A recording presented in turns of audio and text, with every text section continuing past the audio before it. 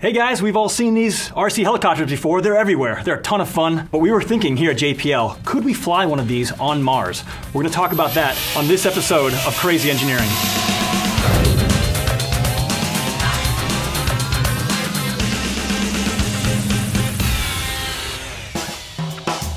So why would you want to put a helicopter on Mars? If I'm the rover right now, I can't really see over the terrain behind me. But if I had a helicopter with a camera on it, all of a sudden, I can see a whole lot more.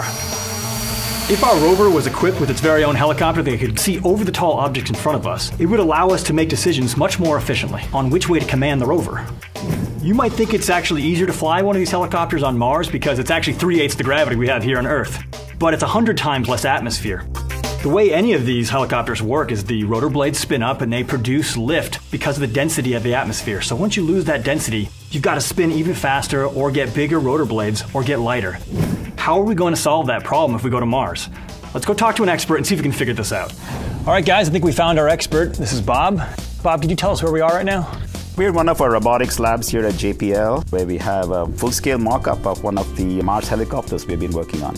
What are the challenges that you have to overcome in order to produce lift on the surface? Right, so there's the challenge of the very low density of the atmosphere. There's the challenge of keeping the whole mass of the system small so that we don't overwhelm the lift capability of this system. It has to be autonomous in terms of being able to fly and maintain stable flight. And then this system has to repeatedly take off and land on natural rocky terrain like you see out here. And then the other one is that it has to survive the harsh environment of Mars. So we're early in the design stages of this thing. What kind of testing, what kind of results have you seen so far? So over the course of the last year, we've done a number of tests in our 25-foot vacuum chamber using scaled models where we pump down to Mars densities, demonstrating lift of these kinds of blades. So how fast do the blades have to spin to produce lift? They have to spin at about 2400 RPM to provide lift.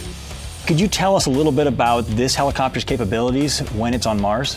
Right, so the system is designed to fly for 2 to 3 minutes every day. There's a solar panel on the top, and that provides us enough energy for that short flight, as well as to keep us warm through the night. So in those 2 to 3 minutes, we expect to have daily flights of about half a kilometer or so. What are the next steps? How do we get this thing ready for a future rover mission? Because this thing is going to take off every day and land every day, we want to make sure we have a bulletproof landing system. And landing is the riskiest part of any mission. EDL had 7 minutes of terror. We'll have 7 seconds of terror every day. Bob, thanks a lot for teaching us about the helicopter. I hope you guys out there had as much fun as we did learning about this, and check back soon for some more crazy engineering.